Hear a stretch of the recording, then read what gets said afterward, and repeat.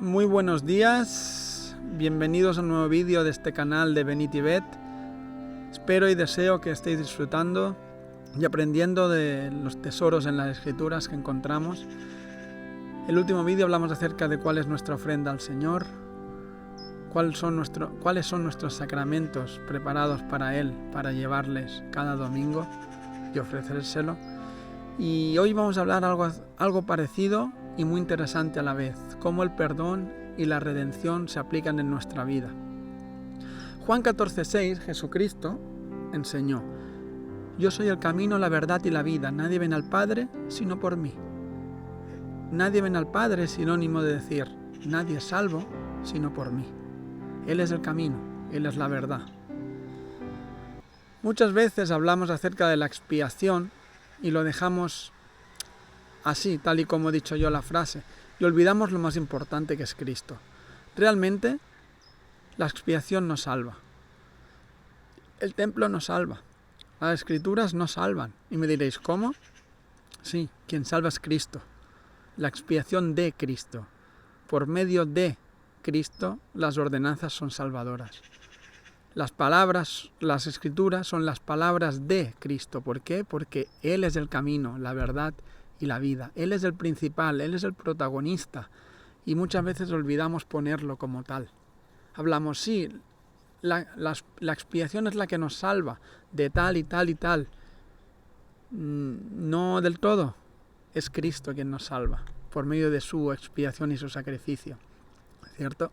Vamos a hablar acerca del perdón y la redención. El perdón en la guía de estudio de las Escrituras dice: cuando Dios perdona a los hombres, suprime o deja de lado el castigo que se requiere por el pecado.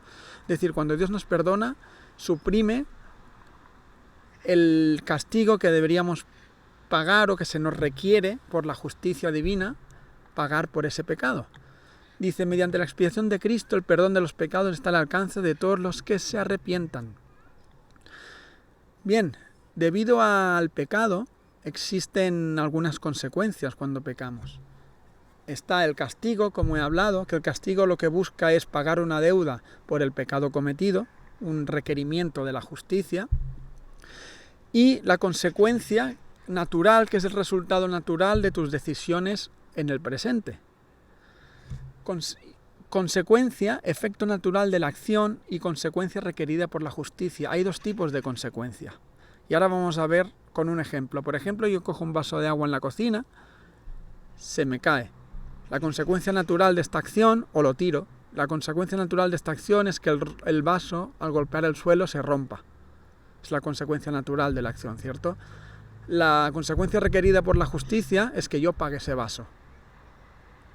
En este caso, si estuviera en casa de un amigo o de mis padres, debería pagar ese vaso a mis padres o al amigo. Y así pagaría el vaso nuevo, pondría un vaso nuevo y sería la forma de restaurar el daño o el hecho que he cometido. Entonces, la enseñanza clásica de la expiación de Cristo que nosotros aprendemos en la Iglesia, que es muy interesante, la verdad, y es que, refiriéndonos al vaso, cuando yo rompo el vaso, digamos que yo no tengo medios para pagar ese vaso. Y a lo mejor era el único vaso que tenía mi amigo, ya no podrá volver a beber agua porque yo rompí ese vaso. Pero entra una tercera persona y paga ese vaso por mí y lo vuelve a poner en su sitio. Entonces el amigo mío ya tiene ese vaso pagado por esta tercera persona. Entonces la deuda ya no es con mi amigo. La deuda es con la persona que ha pagado mi vaso. Y él pondrá los requisitos necesarios para yo pagar su deuda, que será mucho más fácil que yo si comprara un vaso del cual en ese momento no puedo comprarlo o restaurar ese vaso. Bien, entonces, ¿qué aprendemos de esto? Vamos a hablar acerca de la redención y la expiación, cómo esto se aplica a nuestra vida. La redención, según la guía de estudio de las Escrituras, es liberar, comprar o rescatar. Por ejemplo, liberar a una persona de la esclavitud mediante un pago.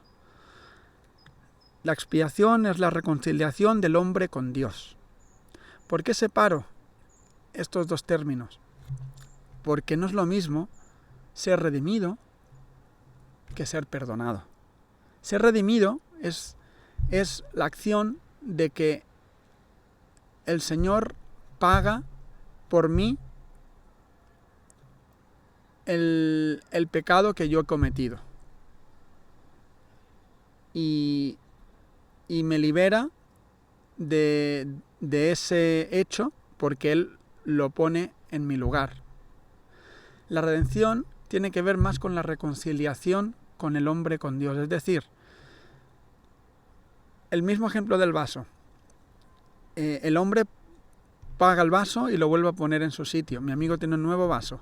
Pero eso significa que yo y mi amigo, yo y mis padres tengamos una buena relación. Puede ser que el vaso esté, pero que la relación no sea la misma que antes.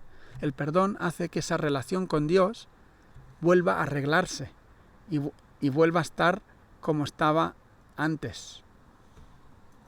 Otro ejemplo que podríamos verlo. Mirad, dos niños que están en el parque tomando un helado y hay una madre. Un niño, dos hermanos, un niño coge el helado del otro y lo tira al suelo. Se ponen a pelear, entonces la madre los separa y lo que hace la madre es comprarle un nuevo helado al niño que se ha quedado sin helado por el hecho de que su hermano se lo ha tirado en el suelo. Entonces el hermano ya tiene un nuevo helado. El problema está solucionado. La redención ya está hecha. Ya se ha pagado por ese helado nuevo. Pero eso hace que los niños se reconcilien. No siempre, ¿verdad? El niño puede tener el nuevo helado, pero eso no significa que la relación de los hermanos sea la misma que antes. El niño el cual le han tirado el helado, puede ser que aún esté enfadado con el otro niño por haberle tirado el helado, aún y así teniendo el helado en la mano. Entonces, no siempre la redención llega a la reconciliación de la relación con Dios. Por eso existe el perdón. Y el perdón sí que libera las consecuencias del pecado, te libera y además te reconcilia con Dios o con la relación, pidiéndole perdón a Él.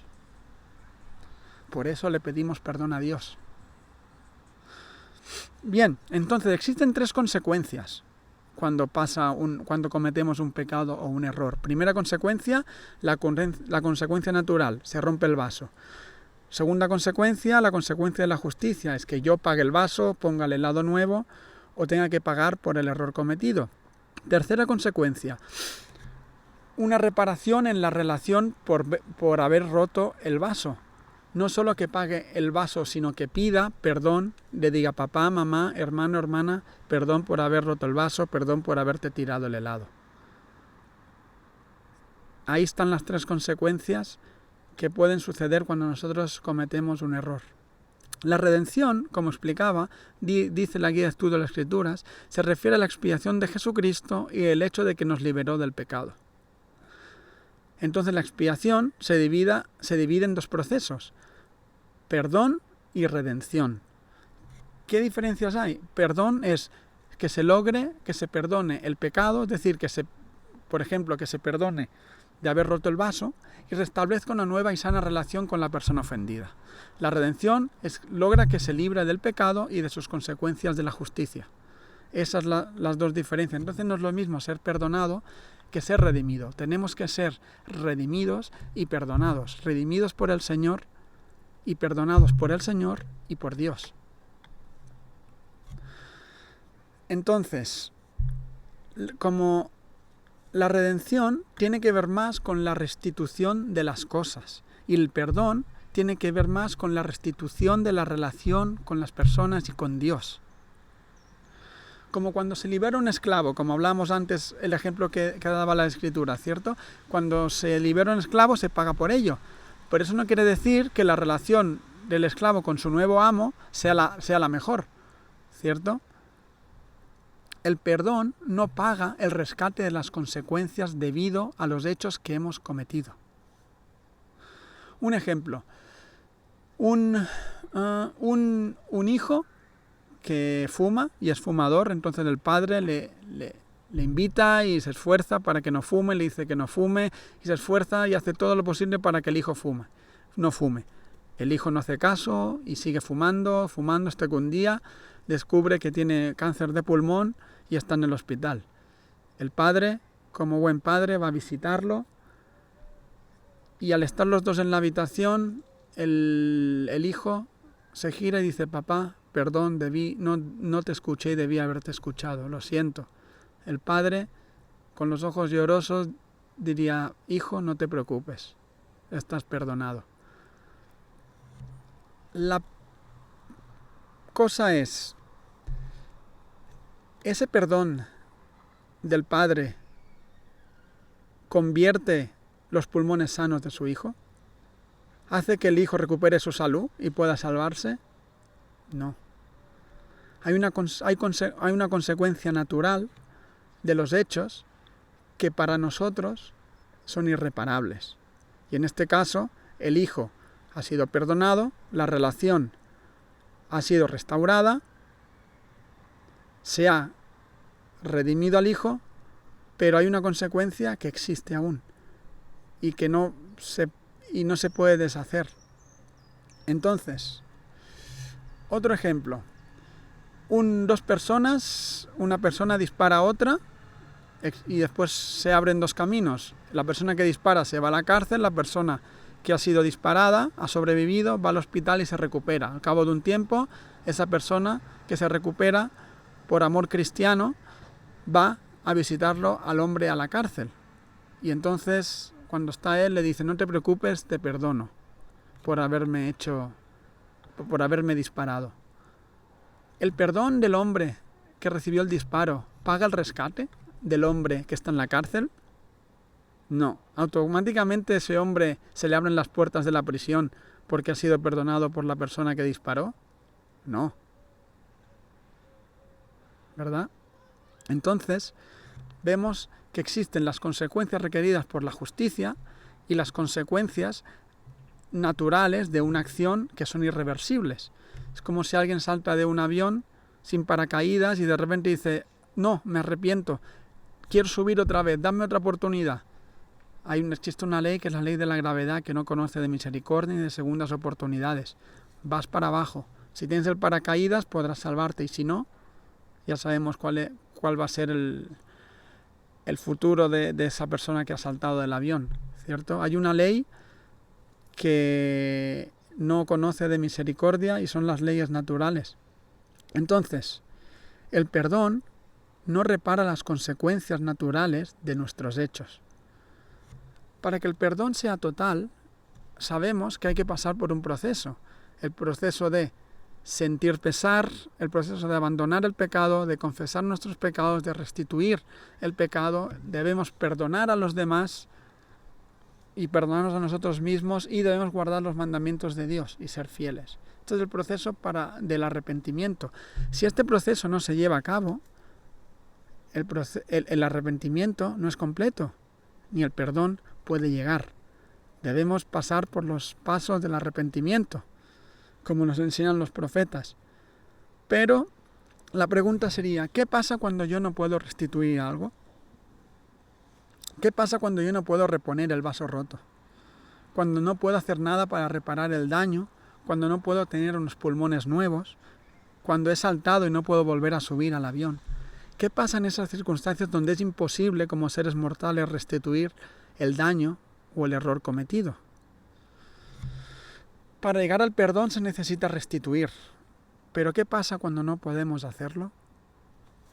El arrepentimiento, para que sea completo, necesitas restituir el daño causado. Entonces, ¿qué pasa en esto? Bueno, Boyka Packer nos va a iluminar acerca de esto.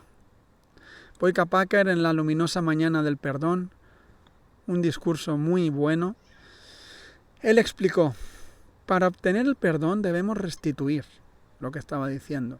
Ello significa que debemos devolver lo que hayamos tomado y aliviar el dolor de aquellos a quienes hayamos lastimado. No obstante, A veces es imposible devolver lo que se ha tomado, ya que no se tiene para restituir. Si han causado a otra persona un sufrimiento insoportable, por haberle mancillado la virtud, por ejemplo, no tienen el poder para restituirla. Hay ocasiones en que no se puede reparar lo que se ha quebrado. Quizás el agravio se haya cometido mucho tiempo atrás, o las personas en las cuales hayas ofendido rehúsen aceptar tu arrepentimiento. Puede ser también que el daño haya sido tan grave que les sea imposible hacer nada por repararlo, por más que deseen con desesperación hacerlo. Su arrepentimiento no puede aceptarse a menos que haya restitución. Si no les es posible reparar lo que hayan hecho, están en un grave aprieto. ¿Hay solución? La hay. Restaurar lo que no se puede restaurar, curar las heridas incurables, reparar lo que se ha quebrado y no tiene arreglo, es el propósito principal de la expiación de Cristo. ¿Cuál es el propósito principal de la expiación de Cristo?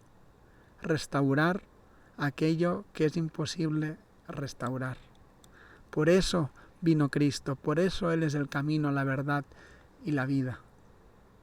Cuando el deseo que nos guía, dice Boicapacre, es firme y estamos dispuestos a pagar hasta el último cuadrante, la ley de restitución queda sin efecto. Nuestra deuda se transfiere al Señor y Él será a cargo de nuestras deudas. Cuando estamos dispuestos a pagar hasta el último cuadrante, cuando estamos dispuestos a someternos a Dios tal como un niño se somete a su padre y decirle, Padre, estoy dispuesto a someterme a cualquier cosa que juzgues conveniente sobre mí, porque quiero ser perdonado. Cuando tenemos esta actitud, entonces la ley de restitución dice, queda sin efecto. Ya no hay que restituir nada. ¿Por qué? Y aquí viene lo más grande, porque la deuda se transfiere al Señor. Y Él será a cargo de nuestras deudas. Qué increíble, ¿no? Qué gran amor este. La deuda se transfiere al Señor. Pasa todo efecto del pecado, pasa al Señor. Y es restituido por medio de Él y por su sacrificio expiatorio e infinito. Por eso es infinito. De una forma que no podemos entender, que no comprendemos en su totalidad. Mirad,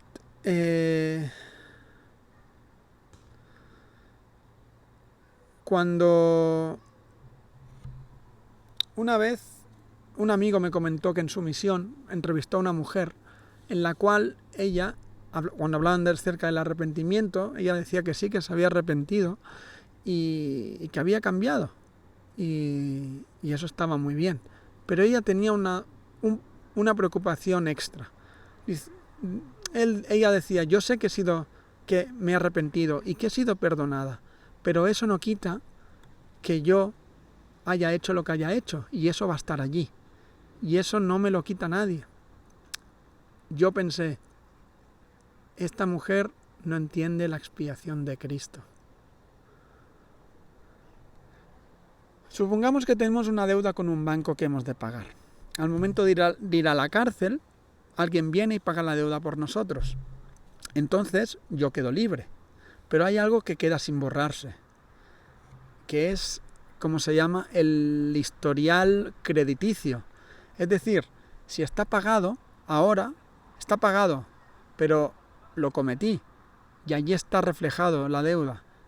Va a quedar reflejado que aunque yo he sido perdonado de esa deuda, hay un historial que ahí sigue. Un historial que cuando yo vaya a otro banco, lo más posiblemente es que se pueda ver, que yo en un tiempo fui moroso. Aunque ya no lo soy, porque ha sido pagada mi deuda, lo fui.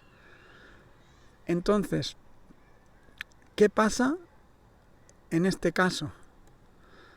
Que el historial es transferido al Salvador. No solo perdona la deuda, sino que también borra el historial. El historial es transferible, de una forma que no podemos entender. Cuando el historial es transferible, no existe historial. Cuando el perdón es completo, no existe pasado. Tú quedas limpio completamente, no hay historial, porque se ha transferido a Cristo, lo ha restituido Cristo. No solo perdonar el acto en sí. ¿Qué hace Jesucristo? No perdona solo el acto en sí, no solo perdona las consecuencias inmediatas del pecado, no solo restablece la relación con Dios, sino también el historial. Es completo, todo lo abarca. La expiación es infinita, no caduca, te ayuda a sentir paz al romper el vaso. Tiene que ver con pagar el precio por el vaso roto, y no solo con el precio y el pago de ese vaso, sino también la relación que tenía y que puedo tener con el dueño de ese vaso y ser mejor que como lo era antes, y borrar ese hecho con el Padre y con la justicia. La cuenta queda cero, y eso es ser perdonado y ser redimido totalmente. Realmente eso es nacer de nuevo. Cuando hablamos de nacer de nuevo, es eso, nacer de nuevo. Porque pensad, ¿podéis culpar a un bebé de algo? ¿O de algún pasado? No, ¿verdad? Es imposible. No se le puede culpar a un bebé de ningún pasado porque no lo tiene. Lo mismo con nosotros. Cuando nos arrepentimos, la deuda se transfiere al Señor y nosotros quedamos limpios totalmente. No tenemos pasado. Por eso nacemos de nuevo, gracias a Jesucristo. 2 Corintios 5:17, de modo que si alguno está en Cristo, nueva criatura es. Las cosas viejas pasaron, he aquí, todas son hecho nuevas. Presidente Ursdorf dijo, pero podemos volver a empezar porque nuestro Padre Celestial es el Dios de los nuevos comienzos. Cuando Jesucristo influye en nuestra vida y el poder redentor se activa en nuestra vida, hay un formateo de nuestra alma completamente. Queda cero. No tenemos historial, no tenemos deuda, no tenemos relación que restablecer con Dios. No tenemos que restablecer ni pagar por el error cometido, porque todo se lo lleva el Salvador. Y así es como tú eres completamente redimido y perdonado de aquellas cosas que tú no puedes restituir por ti mismo. Recuerden, el historial se lo lleva el Señor. Cuando Él llevó la cruz en el Calvario, en el camino hacia el Calvario, llevaba todas las restituciones de las cuales nosotros no seremos capaces nunca de restituir. Pero por medio de Él y por Él, de una forma que no entendemos, son restituidas por su sacrificio. Porque Él dirá al Padre, mira aquel que no pecó, aquel que derramó su sangre y aquel en el cual te complaciste. Y así llega a ser el verdadero intercesor entre el Padre y nosotros. No hay historial, no hay pasado, todo se transfiere a nuestro Salvador y Redentor. Cuán agradecidos deberíamos estar a Él y cómo esto para mí aumenta más el amor por Él y por lo que hizo por mí, porque realmente soy una nueva criatura y es gracias a Él. Y dejo todo esto en el nombre de Jesucristo. Amén.